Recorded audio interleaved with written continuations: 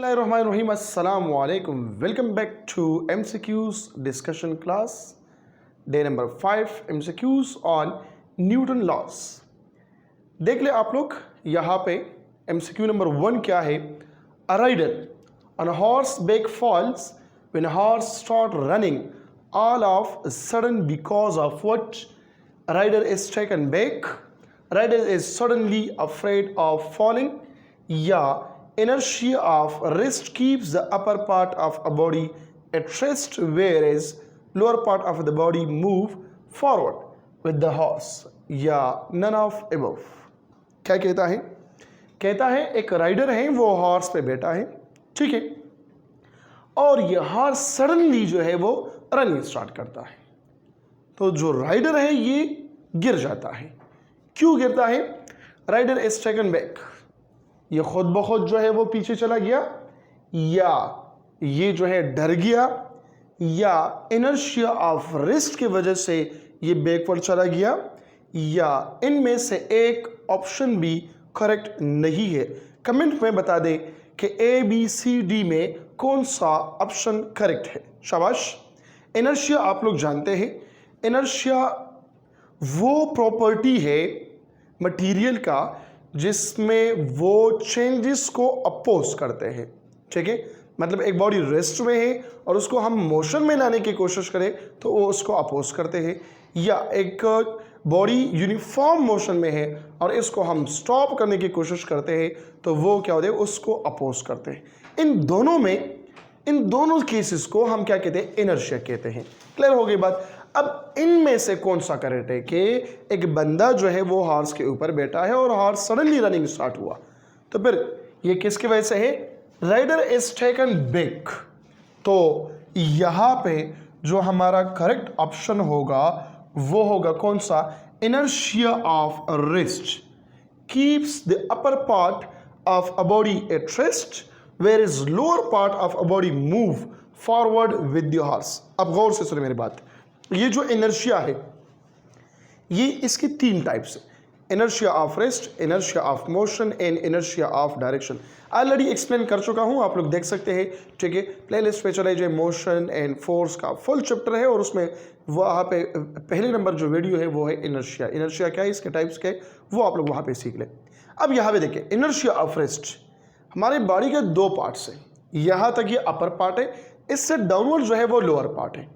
ठीक है, अब यहाँ पे जैसे फॉर एग्जांपल आप बस में खड़े हो या बैठे हो और फ्रीली खड़े हो और बस सडनली स्टार्ट हो जाए तो हम बैकवर्ड डायरेक्शन में या आप बैकवर्ड डायरेक्शन में जाते हैं. क्यों? आपके जो लोअर पार्ट है वो बस के साथ रवाना हो जाता है. ठीक है, और आपका जो अपर पार्ट है ये डिपेंड करता है लोअर पार्ट पे, तो ये रिस्ट फॉर्म में होता है तो ये बैकवर्ड डायरेक्शन में जाएगा. ठीक है, खैर ये ट्राई करें आप लोग. तो यहाँ पे ऑप्शन कौन सा करेक्ट है? ये ऑप्शन है inertia of rest keeps the upper part of a body at rest whereas lower part of a body move forward with the horse. ठीक है, नाउ इसके बाद जो दूसरा है वो देखें. व्हेन अ ट्रेन सडनली या when a train stop suddenly passenger in the running train feel an instant jerk in the forward direction because. अब यहाँ पे जो पिछला एमसीक्यूज था वो इनर्शिया ऑफ रेस्ट पे था. अब ये एमसीक्यू है इनर्शिया ऑफ मोशन में. आप ट्रेन में बैठे हो, फ्रीली बैठे हो, ठीक है, और जैसे वो ट्रेन जो है या ड्राइवर साहब जो है वो ब्रेक दबाता है तो आप एक जर्क महसूस करते हो. वो जर्क किस वजह से महसूस करे? और आप आगे की तरफ मूव हो गया. जब आगे की तरफ मूव हो गया तो इनमें कौन सा ऑप्शन करेक्ट है? The back of seat suddenly push the passenger forward. तो बैक साइड उसको पुश करते हैं फॉरवर्ड, या inertia of stop the train and takes the body forward. तो इनर्शिया ऑफ ट्रेन क्या है या इनर्शिया ऑफ रेस्ट क्या है, इसे पहले के एमसीक्यू में मैंने आपको समझा दिया. Number C, upper part of the body continue to in the state of motion where the lower part of the body in contact with seat remain at rest. जो लोअर पार्ट हमारा है वो क्या है, वो रेस्ट में होता है और अपर पार्ट जो है वो इसके साथ ही जाता है, तो इसलिए हम आगे की तरफ मूव होते हैं. तो the correct option in this MCQ that is what? That is option number C. कौन सा करेक्ट ऑप्शन है? वो है ऑप्शन नंबर सी. अगर आपने इनर्शिया ऑफ रेस्ट जो है वो टिक किया तो इनर्शिया ऑफ रेस्ट में क्या है, जब एक बंदा ठीक है ये फ्रीली रेस्ट में हो और वो सडनली मोशन स्टार्ट करे कोई और बॉडी, तो उसकी वजह से जो जर्क हम महसूस कर दे वो इनर्शिया ऑफ रेस्ट है। लेकिन ये क्या है, इनर्शिया ऑफ मोशन है। क्लियर हो गई बात। Now number 3, Newton first law of motion describe the following, energy, work, inertia या moment of inertia. Newton first law क्या कहता है? न्यूटन फर्स्ट लॉ कहता है कि एक बॉडी अगर रेस्ट में है तो वो हमेशा के लिए रेस्ट में होगा, अगर एक बॉडी मोशन में है तो हमेशा के लिए मोशन में होगा जब तक इस पे हम एक्सटर्नल फोर्स में लगाए। ठीक है, तो यही स्टेटमेंट जो है वो है किस चीज़ का, इनर्शिया का भी स्टेटमेंट है। तो लिहाजा यहाँ पे जो ऑप्शन होगा वो भी होगा क्या, ऑप्शन नंबर सी, इनर्शिया। अब मोमेंट ऑफ इनर्शिया जो है ये मूविंग बॉडी के लिए है, ठीक है, लेकिन यहाँ पे ऑप्शन क्या है, वो है इनर्शिया या लीनियर बॉडी का है। क्लियर हो गई बात। नाउ नेक्स्ट एमसीक्यू क्या है, वो ये है, a person sitting in an open car moving at a constant velocity throw a ball vertically upward into air, the ball falls. आप एक कार में बैठे हो जो यूनिफॉर्म वेलोसिटी के साथ जाता है, फॉर एग्जांपल ये बॉल है, ठीक है, अब इसको मैं अपवर्ड इसको फेंकता हूँ तो ये देखो ये मेरे हाथ में डायरेक्ट आ जाता है। क्यों? मैं भी यूनिफॉर्म मोशन में हूँ, क्योंकि अर्थ जो है ये यूनिफॉर्म मोशन करता है, लेकिन हमें तो अपने आप को फील हो कि हम रेस्ट में, ठीक है। इसी तरह जब आप ट्रेन में हो या जहाज में हो या कोई गाड़ी में हो और यूनिफॉर्म वेलोसिटी के साथ जा रहा है और आपने एक बॉल को अपवर्ड फेंक दिया तो ये आपके हाथ में दोबारा आएगा। Number 1 point. नंबर 2, अगर ये एक्सेलरेट होता है ये कार, ये दूसरा एमसीक्यू है, इसी के साथ रिलेटेड है, अगर ये कार एक्सेलरेट होता है आगे की तरफ मूव होगा तो जैसे मैं बॉल को अपवर्ड फेंकता हूं तो ये मेरे बैक पे जाएगा, ठीक है। नंबर 3, अगर ये कार डी एक्सेलरेट होता है, अपना स्पीड रिड्यूस करता है, ठीक है, तो जब जैसे मैं इसको इस तरह फेंकता हूं तो ये मुझसे आगे जो है वो गिरेगा, ठीक है। सो इस एमसीक्यू में जो करेक्ट ऑप्शन है वो कौन सा है कि in the car head of the person, in the car to the side of the person, या exactly in the hand of through it up. So option number कौन सा करेक्ट होगा? ऑप्शन नंबर डी करेक्ट होगा। यहां तक सबको clear है कि नहीं? शाबाश, कमेंट में बता रही सबको क्लियर है कि नहीं है, यस और नो। नेक्स्ट एमसीक्यू क्या है, वो है when a bus suddenly takes a turn the passenger are thrown outwards because of inertia of motion, acceleration of motion, speed of motion, या बोथ बी एंड सी। यहां पर देखें, आप कार में बैठे हो फ्रीली, ठीक है, वो हाई स्पीड के साथ जा रहा है और आपने शीशी जो है वो भी नीचे किया है या ओपन कार है और सडनली वो टर्न ले रहे वो हाई स्पीड के साथ, तो आप गिर जाते हो, ठीक है। आप गिर जाते हो किस चीज से? ये इस कार से। क्यों? Because of what? Because of inertia.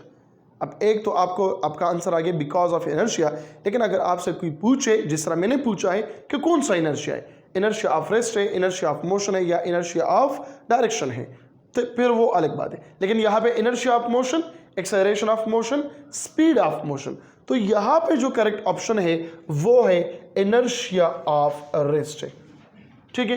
लेकिन अगर यहाँ पे कुछ ऑप्शन इस तरह आ गया कि inertia of rest, number B inertia of motion, and number C inertia of direction, या option D all of above. So the correct option in this MCQ वो फिर क्या होगा? ये होगा ऑप्शन नंबर सी। कौन सा ऑप्शन होगा? इनर्शिया ऑफ डायरेक्शन, क्योंकि डायरेक्शन चेंज हुआ और जैसे डायरेक्शन चेंज होगा तो आप गिर गई, ठीक है। इस वजह से यहां पे ऑप्शन कौन सा होगा? इनर्शिया ऑफ डायरेक्शन है। अगर सिंपल है तो इसमें फिर कौन सा होगा? इनर्शिया ऑफ मोशन होगा। क्लियर हो गई बात। नेक्स्ट एमसीक्यू क्या है? Newton second law gives the measure of acceleration, force, momentum और साथ में क्या है, एंगुलर मोमेंटम। आप कहते हो ना फोर्स क्या है, which stop or try to stop a moving body, which move or try to move a stationary body, which change or try to change the direction of a moving body। ठीक है, तो force को major करने के लिए Newton second law का use हम करते हैं। ठीक है, जिसमें हम कहते हैं acceleration is directly proportional to force and inversely proportional to what, mass. ठीक है, तो यहां पे कौन सा करेक्ट होगा, यहां पे हम कहते हैं कि एक्सेलरेशन सॉरी फोर्स, यहां पर आ गया क्या, ऑप्शन नंबर बी। फोर्स को मेजर करने के लिए हम यूज करते हैं क्या, Newton second law, A is equal to F divided by M। This is according to the statement of Newton second law। Clear हो गई बात, क्लियर है सबको? ठीक है, अब आगे जाए। नेक्स्ट MCQ क्या है, वो ये है, if the tension in the cable of 1000 kilogram elevator is 1000 kilogram weight, the elevator is accelerating upwards, is accelerating downwards, may be at rest or accelerating, या may be at rest or in uniform motion। देखो बेटा, आप लोगों को पता है elevator क्या है, लिफ्ट है। ठीक है, अब यहां पे अगर आप अपवर्ड डायरेक्शन में जाते हो या लोअर डायरेक्शन में जाते हो, कौन से केस में, जब वेलोसिटी कांस्टेंट हो, वेलोसिटी क्या हो, कांस्टेंट हो, तो चेंज इन वेलोसिटी क्या होगा, जीरो। तो यहां पे जो ऑप्शन है 1000 किलोग्राम या 1000 किलोग्राम वेट, तो ये दोनों बराबर कब होंगे, जब एक्सेलरेशन जीरो हो। तो एक्सेलरेशन कौन से केस में जीरो हो सकता है, दो किस्म के स्टेट से या दो केसेस में जो है ये जीरो हो सकता है। नंबर वन, या तो ये लिफ्ट जो एलिवेटर है ये रेस्ट में होगा, या ये एलिवेटर यूनिफॉर्म मोशन में होगा।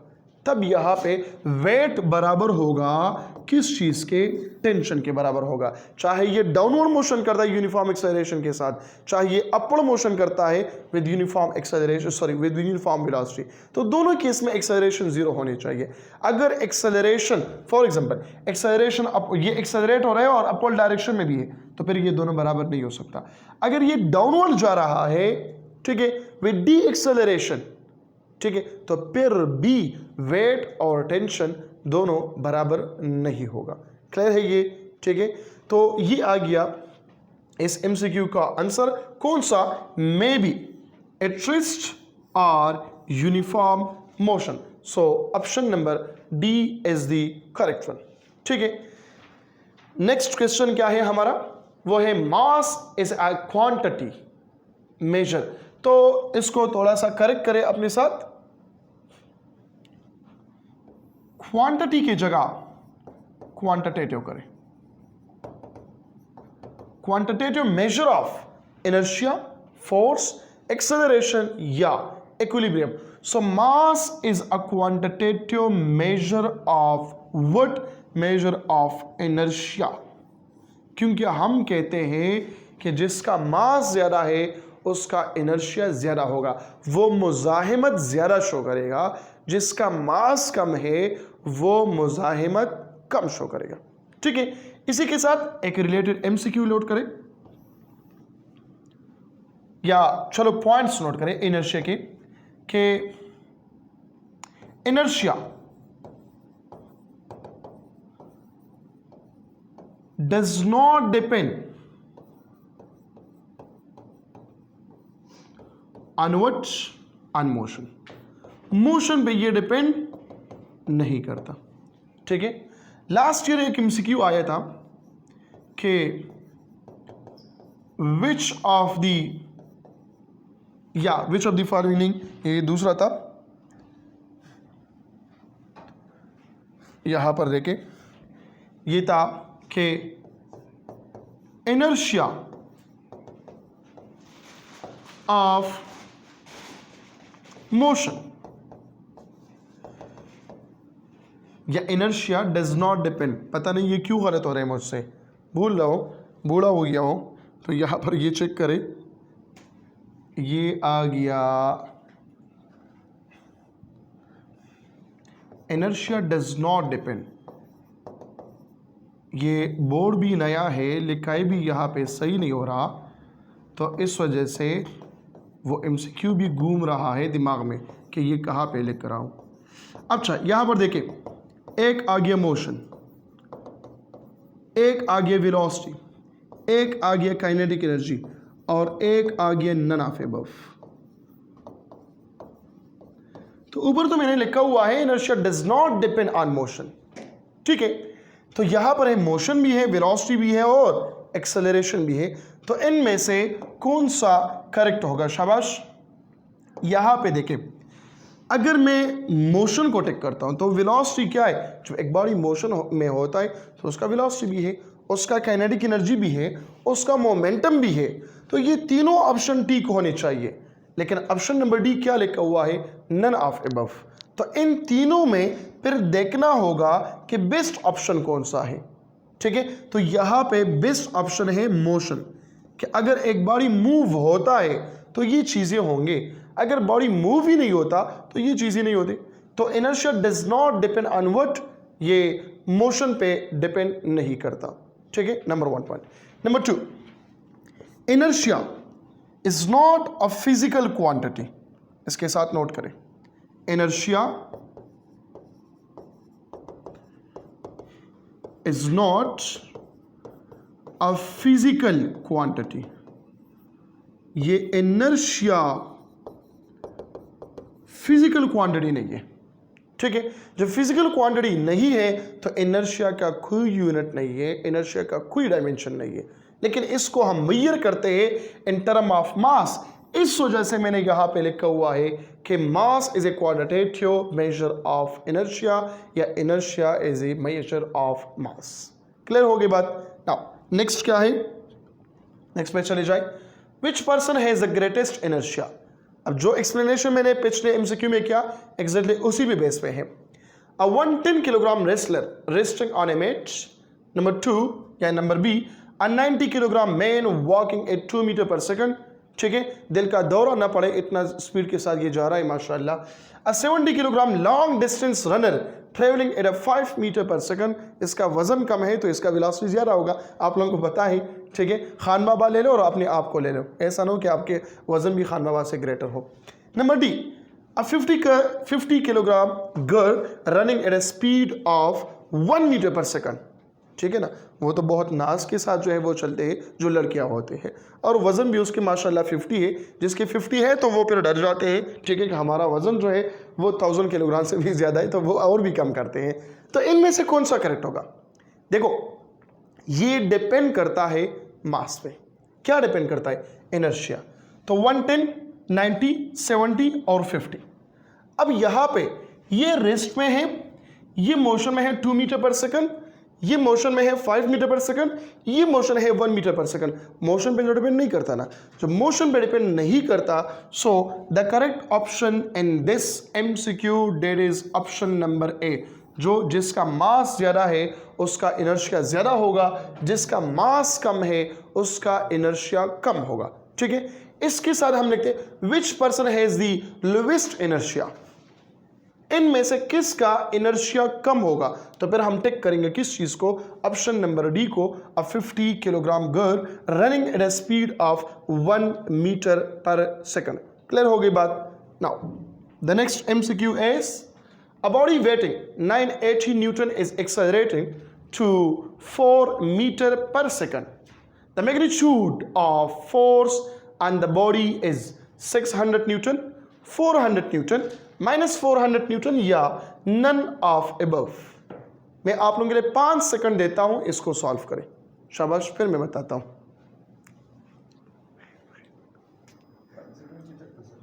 अच्छा जी, यहाँ पे कुछ लोग बैठे हैं, वो कहते हैं 5 सेकंड में ये सॉल्व नहीं होता। तो सॉल्व क्यों नहीं होता? W इज इक्वल टू, अच्छा ये आ गया, W is equal to mg, ठीक है।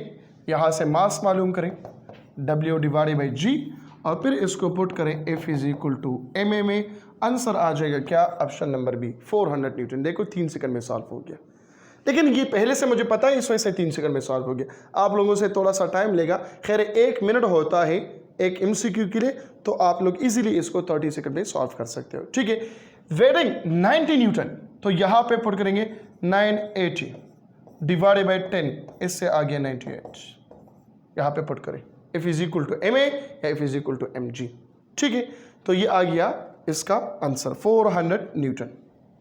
The next MCQ is, which of the following term is used to indicate what? The natural tendency of matter to remain at rest or motion with constant velocity. कौन सा physical quantity है? Physical quantity तो नहीं है ना। देखो, which of the following terms, term पूछा गया है, फिजिकल क्वांटिटी नहीं पूछा गया। Which of the following term is used to indicate, इनमें से कौन सा क्वांटिटी जो है वो इंडिकेट कर रहा है क्या कि एक बॉडी रेस्ट में है या यूनिफॉर्म मोशन में है। ठीक है, तो वो है ऑप्शन नंबर ए, इनर्शिया। क्या है? इनर्शिया। इनर्शिया ये कहता है कि या तो स्टेट ऑफ रेस्ट में होगा या ये स्टेट ऑफ यूनिफॉर्म मोशन में होगा। फोर्स तो ये बॉडी को एक्सेलरेट करते हैं, एक्सेलरेशन तो आ गया, और यहाँ पर भी फोर्स इसका है 0। So the best option in this MCQ that is inertia. ठीक है, अगर क्वांटिटी वहां पे कहता था तो फिर हम क्या करते थे, क्योंकि ये तो क्वांटिटी नहीं है ना, फिजिकल क्वांटिटी तो नहीं है ना, ये क्या है? एक प्रॉपर्टी है। नाउ द नेक्स्ट MCQ इज, a person walking on a narrow railway track loses its balance and bends toward left। अच्छा, यहाँ पे ये करेक्शन करें, ये जो है क्या है? लेफ्ट है, left. To regain his initial position he should apply toward, एक पटरी है, यहाँ पे रेल की पटरी है और एक बंदा यहाँ पे जा रहा है इस डायरेक्शन में। ठीक है, इस डायरेक्शन में जा रहा है। अब यहाँ पे ये थोड़ा सा लेफ्ट की तरफ मूव हो गया। अब ये बंदा जो है क्या करे, अपने आप को स्टेबल बनाने के लिए किस डायरेक्शन में फोर्स लगाया। अगर ये लिफ्ट की तरफ गिर जाता है और ये लिफ्ट की तरफ जो है ये क्या करता है, फोर्स लगाता है, तो ये तो गिरेगा ना। ठीक है, ये आगे की तरफ भी फोर्स नहीं लगाता, ये बैकवर्ड भी फोर्स नहीं लगाता, तो ये राइट की तरफ जो है फोर्स लगाएगा। खैर, आप लोग इस तरह करें कि एक पाँव पे खड़े हो जाए, ठीक है, और कोशिश करें कि आप गिरने वाले हो लेफ्ट साइड पे, तो आप फोर्स लगाएंगे किस डायरेक्शन में? ये राइट साइड पे, अपने आप को स्टेबल करने के लिए। तो ऑप्शन कौन सा इसमें करेक्ट है? Option number B is the correct one. Clear हो गई बात? Now the next MCQ that is, Newton laws of motion were primarily studied by Kepler, Newton, Galileo या एम्पेयर। जो न्यूटन लॉज ऑफ मोशन है ये primary study किया था किसने? गैलीलियो ने स्टडी किया था। किसने स्टडी किया था? किधर गया? ये आ गया ये वाला। तो ऑप्शन इसमें कौन सा होगा? ये क्यों काम नहीं कर रहा? ये आ गया गैलीलियो। ठीक है, ये केपलर लॉ है, ये अलग लॉज है। न्यूटन लॉज तो आप लोगों को पता है, एम्पेयर्स जो है वो भी आप लोगों को पता है। ठीक है, करंट जो है उसने फिनोमेना दिया था। अब यहाँ पे जो न्यूटन लॉज ऑफ मोशन है ये फिनोमेना फर्स्ट टाइम पे या प्राइमरी किसने दिया था? गैलीलियो ने दिया था। Option number C. बाज़ लोग बल्कि मेजॉरिटी स्टूडेंट टेक करते हैं किस चीज़ को? न्यूटन को टेक करते हैं। ठीक है, हालांकि न्यूटन क्या होता है? गलत। ये भी गलत, ये भी गलत। यहाँ तक क्लियर है कि नहीं? Now the next MCQ that is a person, ये तो हो गया है। अच्छा, ये भी हो गया, ये आ गया। Newton laws of motion introduce the concept of velocity, acceleration, magnitude of forces and the presence of force. Newton laws of motion, अब यहाँ पे गौर से सुनना है, क्या ये वेलोसिटी को मेजर करते, इंट्रोड्यूस करते, एक्सेलरेशन को इंट्रोड्यूस करते, motion magnitude of force introduce करते, या प्रेजेंस ऑफ फोर्स इंट्रोड्यूस करते हैं? So the correct option in this MCQ that is presence of force. Newton first law जो है वो यहाँ पे क्वालिटेटिव फिनोमेना होता है। किस चीज़ का? फोर्स का। मतलब प्रेजेंस ऑफ फोर्स के बारे में ये कुछ ना कुछ कहते हैं। सो लिहाजा वो ऑप्शन होगा option number D, presence of force. ठीक है, now The next MCQ, that is when a car goes around a curve, suddenly the person sitting inside the car is thrown outward because of, ये मेरे ख्याल में number 4 या number 5 MCQ मैंने यहाँ पे अच्छी तरीके से एक्सप्लेन किया है कि अगर एक कार में एक बंदा बैठा हो, ठीक है, और वो कार सडनली टर्न ले ले, कर्व ले ले, वो जो बंदा उसमें बैठा है वो गिर जाते हैं। क्यों? Inertia of rest, inertia of motion, inertia of direction या नन ऑफ अबव। तो इनर्शिया ऑफ मोशन भी मैंने एक्सप्लेन किया है, इनर्शिया ऑफ रेस्ट में मैंने एक्सप्लेन किया। अब यहाँ पे जो करेक्ट ऑप्शन है वो है इनर्शिया ऑफ डायरेक्शन। हाँ, इस तरह हो सकता है, अगर इनर्शिया ऑफ डायरेक्शन मौजूद नहीं हो और मौजूद है inertia of motion, inertia of rest, may be inertia of rest, may be inertia of motion और नन ऑफ अबव, तो फिर हम टेक करते किस चीज़ को? इनर्शिया ऑफ मोशन को टेक करते। अब यहाँ पे इनर्शिया ऑफ डायरेक्शन है तो इसलिए मैंने टेक किया किस चीज़ को? Option number A, that is inertia of direction. Clear हो गई बात? Now the next MCQ, that is what we can hold a pen. ये पेन मैंने होल्ड किया है अपने हाथों में, अपने फिंगर्स में, ठीक है, in our hand, because of the presence of what? It's weight, the force in our fingers, friction या मास।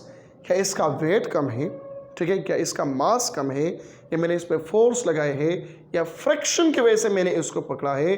तो ये मैंने फ्रिक्शन की वजह से पकड़ा हुआ है ये पेन। तो ऑप्शन नंबर कौन सा करेक्ट है? Option number C is the correct one. Clear हो गई बात? यहाँ तक क्लियर है कि नहीं है? शाबाश, मुझे आप लोग बता दें कमेंट में येस या नो। और दूसरी बात ये कि मैं पेज पे MCQ डिस्कस करूं या इसी तरह बोर्ड पे डिस्कस करूं, शाबाश, ये भी आप लोग बता दें। पेज वाली सही है या स्मार्ट बोर्ड पे इसी तरीके से मैं डिस्कस करूं कि आप लोगों को थोड़ा बहुत जो है मेरा चेहरा भी याद हो जब आप लोग MCQs के लिए बैठे और यही सब कुछ जो है आप लोगों के टेस्ट में मौजूद हो। तो कौन सा करेक्ट है वो भी आप लोग कमेंट में बता दें, शाबाश। The next MCQ, that is first law, Newton first law describe definition of force, measurement of force, measurement of mass या none of above। इससे पहले एक्सप्लेन कर चुका हूं कि न्यूटन फर्स्ट लॉ ये क्वांटिटेटिव फिनोमेना है, किस चीज का? फोर्स का। तो Newton first law describe the measurement of force. Option number B is the correct one. Clear हो गई बात? The next MCQ, that is the mass of an object is the quantitative measure of, already explain कर चुका हूं बहुत अच्छी तरीके से कि ये क्या है, ये है inertia। Option number D. Next one, the frame of reference in which first law hold, first law of what? First law of Newton holds, ठीक है ना? फर्स्ट लॉ ऑफ न्यूटन या first law of motion, motion भी लिख सकते हो या Newton भी लिख सकते हो। तो देखो वो कौन सा रेफरेंस फ्रेम है? रेफरेंस फ्रेम क्या है? कोऑर्डिनेट सिस्टम है जिसमें हम मेजरमेंट करते हैं, ठीक है। दो किस्म के फ्रेम है, एक है इनर्शियल फ्रेम ऑफ रेफरेंस, दूसरा है non inertial frame of reference. Inertial frame of reference, inertial देखो वर्ड से नहीं, वर्ड से पता चलता है इनर्शियल। इनर्शियल का मतलब क्या है? जिसमें first law of Newton hold होता है, वैलिड होता है, इनर्शियल फ्रेम ऑफ रेफरेंस। यहां पे क्या लिखा हुआ है? Accelerated, inertial, non inertial, both A and C. तो एक्सेलरेटेड और नॉन इनर्शियल ये दोनों, ये इसका मतलब सेम है। नॉन इनर्शियल का मतलब क्या है कि न्यूटन लॉस जो है यहाँ पे ओबे नहीं हो रहा, यहाँ पे ओबे नहीं हो रहा। नॉन एक्सेलरेटेड का मतलब क्या है? जो एक्सेलरेटेड फ्रेम ऑफ रेफरेंस हो, इनर्शियल की जगह। अच्छा यहाँ पर आ सकता है, वो किधर गया? अच्छा देखो, एक्सेलरेटेड को हम नॉन इनर्शियल कहते हैं और इनर्शियल को हम कहते हैं non accelerated, non-accelerated frame of reference, frame of reference. तो non accelerated frame of reference कौन सा है? वो है inertial frame of reference. So कौन सा ऑप्शन करेक्ट होगा? वो है ऑप्शन नंबर बी। क्लियर होगी बात? Now the next MCQ, that is which of the following quantity is the unit of force? Which of the following is the unit of force? Newton dyne kilogram metre per second square या none of above? कौन सा correct है? शाबाश, comment में जल्दी से बता दे। ये बहुत सा आसान सा क्वेश्चन है और टेक्निकल भी है, ठीक है ना? बता दीजिए शाबाश। कंसेप्चुअल है। Which of the following is the unit of force? एक सिंपल सा क्वेश्चन है जो 8 क्लास के स्टूडेंट को भी आ रहा है। कमेंट में बताओ कौन सा है? Newton dyne kilogram metre per second square या नन ऑफ अबव? शाबाश, बता दो। ये है। तो यहां पे देखो गौर से, आपने पढ़ा होगा, मैं बताता हूं, आंसर आप लोग ही देंगे, ठीक है? आपने चैप्टर नंबर 1 पढ़ा है मेजरमेंट्स। इसमें एक टॉपिक पढ़ा है कन्वेंशंस यूजिंग SI यूनिट्स, और इसमें रूल नंबर 1 पढ़ा है, ठीक है? पेज नंबर 6 पे मौजूद है ये रूल। क्या है कि अगर आप यूनिट को कंप्लीट लिखना चाहते हो और वो यूनिट ताल्लुक रखता है किसी साइंटिस्ट के नाम से, तो it should be in small alphabet. तो ये जो न्यूटन है ये शो हो रहा है, न्यूटन नेम है, साइंटिस्ट का नाम शो हो रहा है, तो इसका मतलब Newton is not the unit of force. अगर डाइन है तो अब डाइन और kilogram metre per second square में कौन सा करेक्ट है? इसमें कंफ्यूजन है। क्या डाइन जो है साइंटिस्ट का नाम है या नहीं है? हमें पता नहीं है। अब यहां पे ऑप्शन डी की जगह कुछ भी नहीं, ये अभी लिखे नन ऑफ अबव। इन दोनों में से हम करेक्ट ऑप्शन निकालेंगे, which is option number C. Correct क्यों है? करेक्ट इस वजह से है क्योंकि F is equal to ma, तो मास का है किलोग्राम और एक्सेलरेशन का है metre per second square. Clear हो गई बात? तो ऑप्शन कौन सा फिर करेक्ट होगा? Kilogram metre per second square. लेकिन वन थिंग दैट इज, अगर ऑप्शन डी की जगह आया कि बोथ बी एंड सी, तो फिर हम टिक करते हैं बोथ बी एंड सी को, नंबर 3। अगर किलोग्राम मीटर पर सेकंड आता तो फिर हम टिक करते डाइन को, ठीक है? या ऑप्शन और भी चेंज होते। देखो अगर ऑप्शन इस तरह आ जाता, न्यूटन कभी कभार पेमसी वाले धोखे होके ये इस तरह भी क्वेश्चन देते हैं, पास्कल,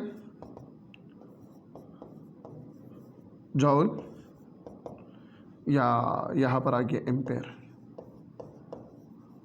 अब देखो नन ऑप्शन मौजूद नहीं है, सारे नाम शो हो रहे हैं, न्यूटन, जॉल, पास्कल, एम्पेयर। तो इनमें से फिर ऑप्शन टिक करना होगा किस चीज को? कौन सा ऑप्शन? ऑप्शन नंबर ए को टिक करना होगा। क्यों? अगर नन होता तो फिर हम नन को ही करेक्ट करते, लेकिन नन नहीं है तो लिहाजा हम टिक करते किस चीज़ को? मजबूर होके फिर हम टिक करते हैं कि न्यूटन बाबा हमारा यूनिट है किस चीज़ का? फोर्स का यूनिट है। क्लियर होगी बात? जब नन मौजूद हो तो नन टिक करो, नन मौजूद नहीं है तो फिर टिक करो किस चीज़ को? इनमें से बेस्ट ऑप्शन कौन सा है? अगर बेस्ट ऑप्शन भी नज़र नहीं आता जिसमें इस तरह है, इनमें से एक भी नहीं है, ये भी नहीं है, ये भी नहीं है, ये भी नहीं है, कोई और ऑप्शन भी बाकी नहीं है, तो हम मजबूर होके फिर न्यूटन को टिक करते हैं। क्लियर होगी बात? Now the next MCQ, that is the magnitude of force producing an acceleration of 10 meter per second square in a body of mass 0.5 kg is what? तो ये तो सिंपल फार्मूला है, F is equal to ma में put करें, simple formula है बेटा। F is equal to ma, m कितना है? 0.5 multiply by 10 which is equal to 5 newton. तो ऑप्शन होगा कौन सा? Option number C is the correct one. Next MCQ, that is the ratio of SI to Gaussian unit of force। ये important है, Gaussian unit of force। देखो यहां पे ये करना है क्या? The ratio of SI, SI में जो फोर्स का यूनिट है वो है क्या? न्यूटन है, ये SI में है, ठीक है? और जो CGS में इसका यूनिट है वो है क्या, डाइन। CGS या हम लिखते हैं गॉसियन सिस्टम, क्योंकि CGS को हम गॉसियन भी कहते हैं, ठीक है। तो अब यहां पे ratio of SI to CGS कहता है न्यूटन डिवाइडेड बाय डाइन, ये किस चीज के बराबर है।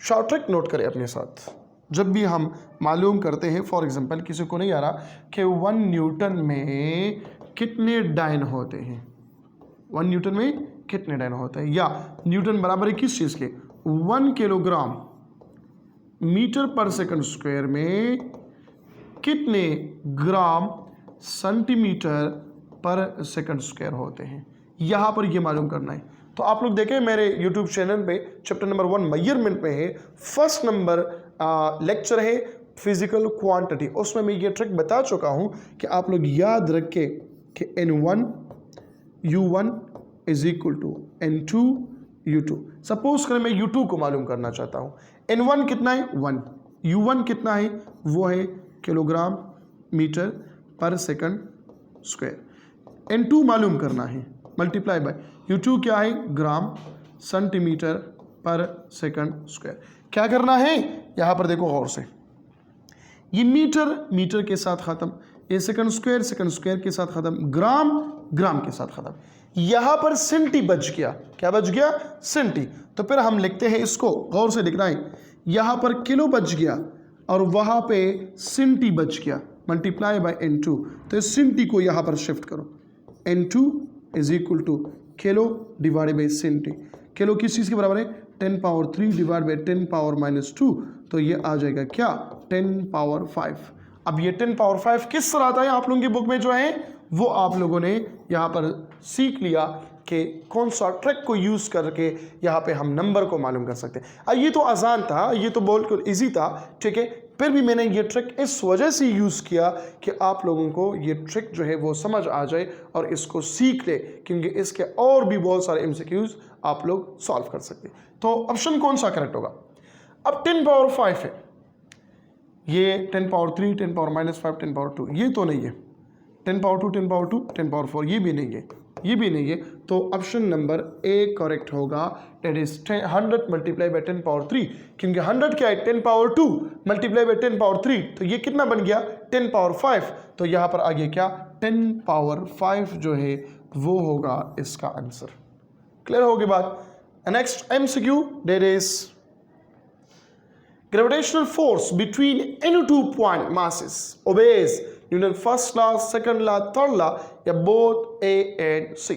जो न्यूटन लॉ से ग्रेविटेशनल लॉ है, F is equal to G m1 m2 divided by RE square it obey Newton third law. क्या करे न्यूटन थर्ड लॉ ओबे करे, और यह हम कहते हैं कि जो ग्रेविटेशनल फोर्स है ये कौन सा फोर्स है, पोजीशन डिपेंडेंट फोर्स है। क्या है अपने साथ नोट करें MCQs के लिए, पोजीशन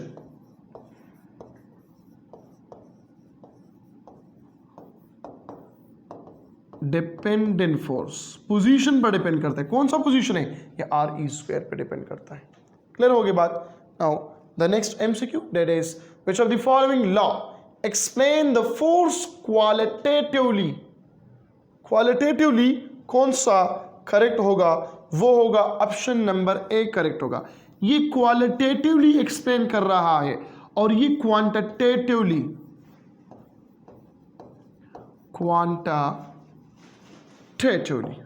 ठीक है। अगर मैं पूछूं यहां पे विच of the following law explain the force quantitatively, ठीक है, एक क्वालिटेटिवली है और दूसरा जो है वो क्वांटिटेटिवली है।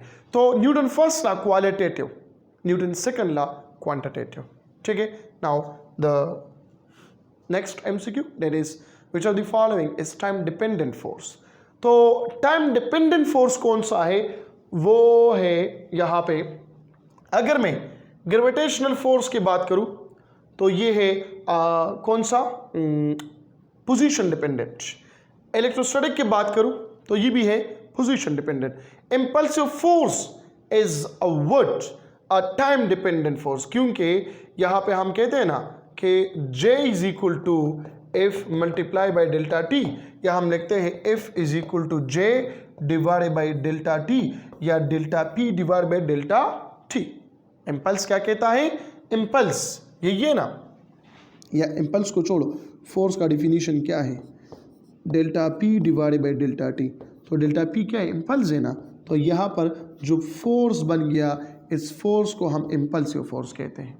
ठीक है। इलेक्ट्रोस्टैटिक फोर्स क्यों नहीं है?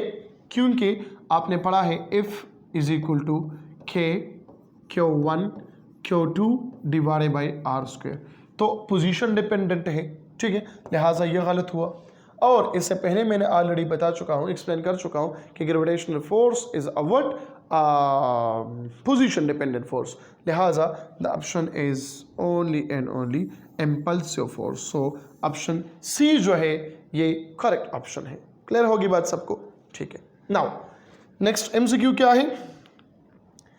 Aeroplane gains height on the basis of, शाबाश, बता दीजिए, बहुत जबरदस्त एमसीक्यू है और इंपॉर्टेंट भी है। शाबाश। मैं थोड़ा सा पानी पी लेता हूं, है पानी इसमें? अच्छा जी। तो यहां पर आ गया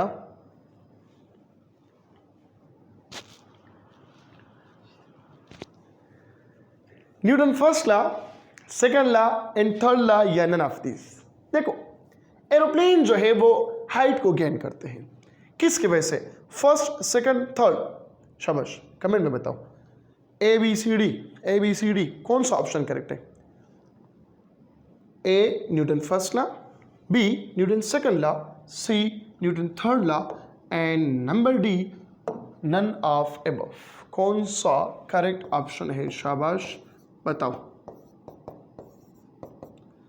कौन सा है? न्यूटन थर्ड लॉ है। सो यहां पे आप लोगों का जो करेक्ट ऑप्शन है वो न्यूटन थर्ड लॉ नहीं है।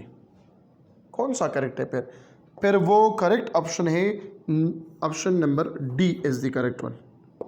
कौन सा करेक्ट है? ऑप्शन जो है वो ऑप्शन डी करेक्ट है, नन ऑफ अबव। अब नन क्यों करेक्ट है? बिकॉज एरोप्लेन जो है वो हाइट्स को गेन करता है, किसकी वजह से? बर्नौली इक्वेशन की वजह से, बर्नौली की वजह से। और बर्नौली की साइंटिस्ट का नाम है, और वहाँ पे इसने इक्वेशन बर्नौली थ्योरम पेश किया था, वो तो आप लोगों को पता है कि जिसमें प्रेशर इज इन्वर्सली प्रोपोर्शनल होता है भी। और उसमें आप लोगों ने एक एप्लीकेशन पढ़ा है, क्या? एरोफॉइल पढ़ा है, पढ़ा कि नहीं पढ़ा? हाँ, इस तरह हो सकता है अगर एरोप्लेन की जगह हेलीकॉप्टर आ गया, ठीक है, क्या गया? हेलीकॉप्टर आ गया, जो आप लोग जो है आम अल्फाजों में कहते हो हेलीकॉप्टर, यहाँ पर आ गया। तो हेलीकॉप्टर जो है वो हाइट को गेन करते हैं on the basis of what? On the basis of Newton third law होगा वहाँ पे, ठीक है। हाँ, और बस प्रे की दवा तनो, ठीक है। यहाँ पर देखो, एरोप्लेन की जगह हेलीकॉप्टर आ गया, ठीक है। तो हेलीकॉप्टर क्या है? वो है न्यूटन थर्ड लॉ। और अफगानी की जुबान में अगर एरोप्लेन को हम एक नाम दे दें तो वो है अलवतका, ठीक है।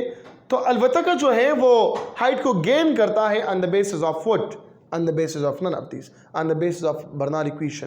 लेकिन अगर हेलीकॉप्टर आ गया तो फिर वहां पे ऑप्शन नंबर कौन सा करेक्ट होगा? ऑप्शन नंबर सी करेक्ट होगा, न्यूटन थर्ड लॉ करेक्ट होगा। क्लियर हो गई बात? Now the next MCQ, that is the property of a body that oppose any change in a state of motion or rest is the statement of Newton's second law of motion, Newton's law of inertia, third law of motion, or none of above. So the property of a body that oppose any change in the state of rest या state of motion, तो इसको हम कहते हैं law of inertia. Newton first law है, तो option कौन सा करेक्ट है बेटा? वो है ऑप्शन नंबर बी करेक्ट है, Newton second law of, sorry, Newton first law of motion, या इसको हम कहते हैं लॉ ऑफ इनर्शिया, ठीक है। The next MCQ there is law of motion not variate in the system which is at rest, inertial, non inertial, moving with uniform velocity. कौन सा होगा? अगर एक ट्विस्ट आ गया तो इसमें तो ओबे होता है। किधर गया? इधर आ जाओ। यहां पर एट रेस्ट है, तो मतलब अकॉर्डिंग टू द स्टेटमेंट ये गलत है। इनर्शियल क्या है, या तो रेस्ट में होगा या यूनिफॉर्म मोशन, तो लिहाजा अकॉर्डिंग टू स्टेटमेंट ये भी गलत है। Moving with uniform velocity according to statement ये भी गलत है। तो आगे non inertial frame of preference, इससे पहले मैंने इसको एक्सप्लेन किया कि जो एक्सेलरेटेड फ्रेम ऑफ प्रेफरेंस है वहाँ पे न्यूटन्स लॉ जो है वो ओबे नहीं होता। एक्सेलरेटेड फ्रेम ऑफ रेफरेंस, ठीक है। तो कौन सा ऑप्शन करेक्ट होगा? Option number C is the correct one, non inertial frame of reference. या नॉन इनर्शियल में ये न्यूटन लॉज जो है वो ओबे नहीं होता। क्लियर होगी बात? कमेंट में बता दी शाबाश कि आज का जो एमसीक्यू सेशन है वो किस तरह लगा आप लोगों को, और नेक्स्ट एमसीक्यूज की तरफ भी मूव होंगे और ये खत्म हो गया, ठीक है। तो ये था आप लोगों का डे नंबर 5 के एमसीक्यूज ऑन न्यूटन लॉज।